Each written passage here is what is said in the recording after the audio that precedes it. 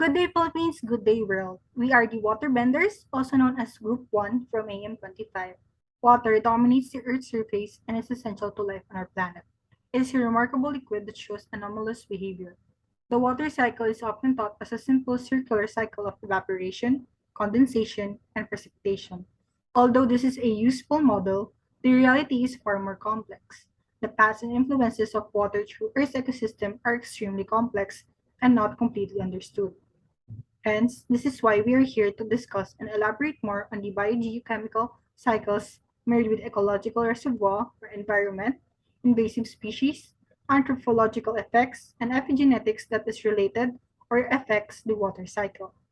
So, what is the water you need to do and know? Jude?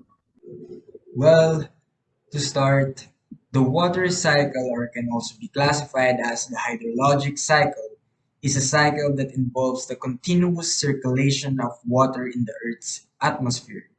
The water cycle's notable processes are evaporation, transpiration, condensation, precipitation, and runoff. Although the total amount of water within the cycle remains constant, its distribution among the various processes is frequently changing.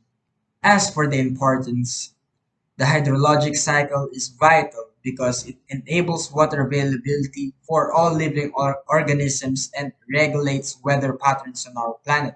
If water didn't naturally recycle, we would run out of clean water, which is essential to life. The hydrologic cycle is the process that the water reaches plants, animals, and us humans.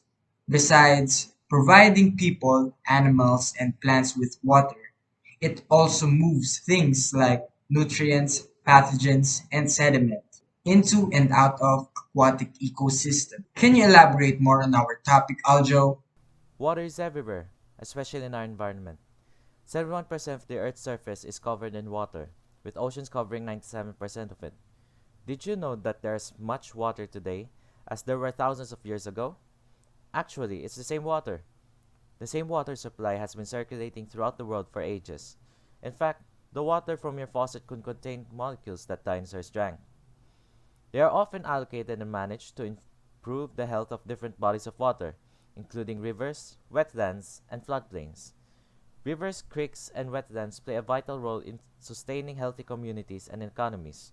They provide connections across the landscape for people, plants, and animals, with benefits that extend well beyond the riverbank. When it comes to water's reservoirs, there are the oceans, glaciers, and groundwater.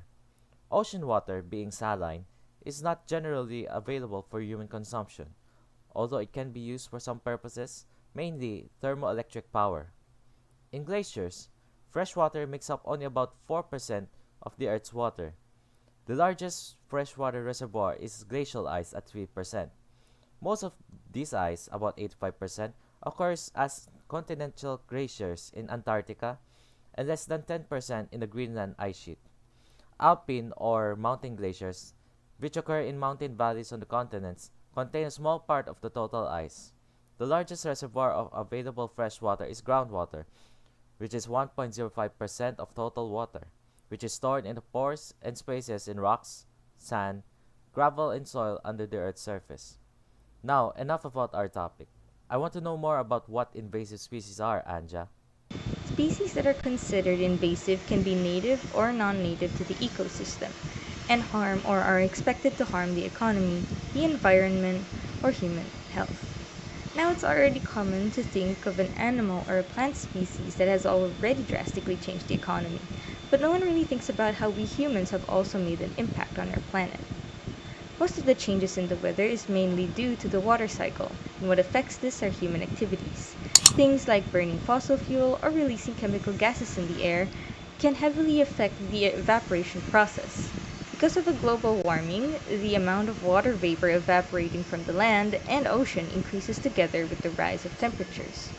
More powerful rainstorms can result from warmer air, which can cause serious issues like flooding in coastal regions all around the world. However, it also causes more soil to evaporate, which raises the likelihood of a drought.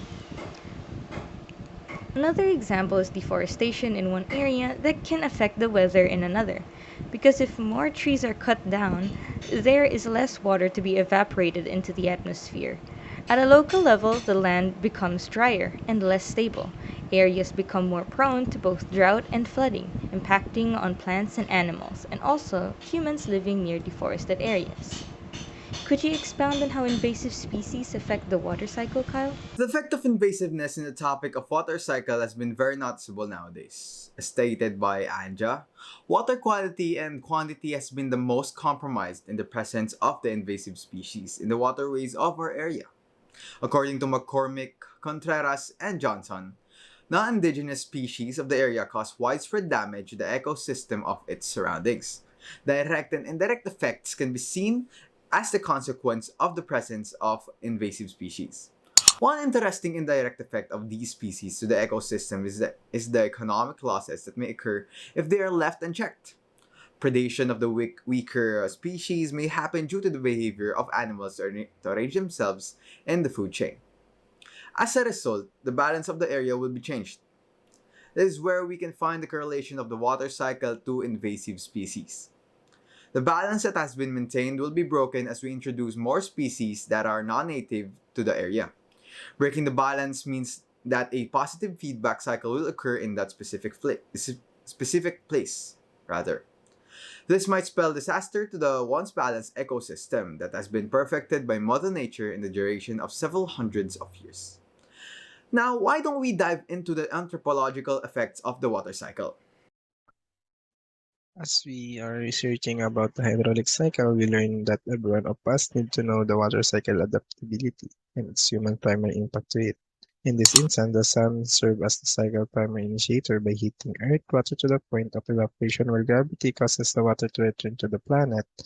Additionally, human effect is and has significantly impacted the water cycle according to Ludwig's anthropogenic impact on the global water cycle, a multi-model approach. Most of Central Asia, a portion of Europe, the Southwest United States, and Australian Marine Basin are examples of these. Human impact on the water cycle and the Earth system has gotten to the point that it interferes with the hydrological equilibrium between ocean and continental storage basins. And research from the University of Waikato in New Zealand has found that we need to explore this kind of science education resources to lead us to know that we are in need of becoming more conscious of our environmental effect. This is substantial body of evidence suggesting people are to blame for disruptions and alterations in the local and global water cycles. Even the Earth's rotational characteristics are impacted by the planetary scale redistribution of water mass caused by human activity. Water use changes brought on by expanding agriculture to accommodate a growing human population in some severe situation, regional climate. We need to know that water is used differently in different nations, yet we all use it in the same ways. And some of these acts have an influence on the water cycle. Major human activities that affect Earth's water distribution include new dam building and damming rivers for hydroelectricity, like the country's first Pico hydropower generation system that was put by the Southern Leyte Electric Cooperative last 2016. With it, groundwater extraction and irrigation for farming is included as well. Furthermore, deforestation, which is a big issue here in the Philippines, but more because it's having a major impact on the water cycle as local and global climate change. Wetland infill or draining like the Candaba Swamp Bird Sanctuary in Pampanga. And lastly, surface water diversion like the dam diversion used for better rice production, and with the exception of the last, all of them result in a decrease in continental water resources and a movement of water from the continents to the ocean. On the other hand, why don't we explore the epigenetics of the water cycle? When it comes to the epigenetics of biogeochemical cycles of water, a variety of crops that exist on rivers or bodies of water can modify their cell function without altering the genetic code itself. It may be called adaptation to some, but epigenetics talks about a specific function of a species determined by its environment. But let's talk about how epigenetics work in a nutshell. According to CDC, epigenetics is the study of how your behavior and environment can cause changes that affect the way your genes work, basically adding a function within a species' genetic code, like building blocks, just adding things on top of it to have more design and function. When it comes to water cycles, being exposed to more pollution than normal, abnormal changes in the Earth's temperature, and many more that can affect how a species live their lives normally. There are a lot of species that use epigenetics to adapt to the drastic change of the Earth. A good example would be citrus rootstock. Citrus rootstock has changed over time due to drought in their living environments, including physiological, biochemical, hormonal, and gene expressions that change just to increase the chances of survival under water limited environmental changes or conditions. Although citrus fruit stock is not common here in the Philippines, there are tropical fruits that undergo epigenetic through chemical imbalances when the crop grows. An example is makapuno, which is a derivative of coconuts here in the Philippines. Based on DNA methylation that altered the phenotypes of coconut, the endosperm of coconut became jelly-like and lessened the water substance of coconuts, having fuller innards from regular coconuts. Though based on the research that the basis of existence of makapuno is theoretical and needs more research, there is much evidence pointing out that the phenotype of coconuts undergoes epigenetic causing another species of coconuts which is makapuno. With traditional forestry breeding being time-consuming and expensive and cannot meet the standards of normal living, epigenetics gives way more potential to crop manipulation and for the improvement of crop yields, nutrition, quality, and survival. And that will be all. I hope you guys were able to learn more about the water cycle. And if you do, please leave a like and comment. Thank you so much.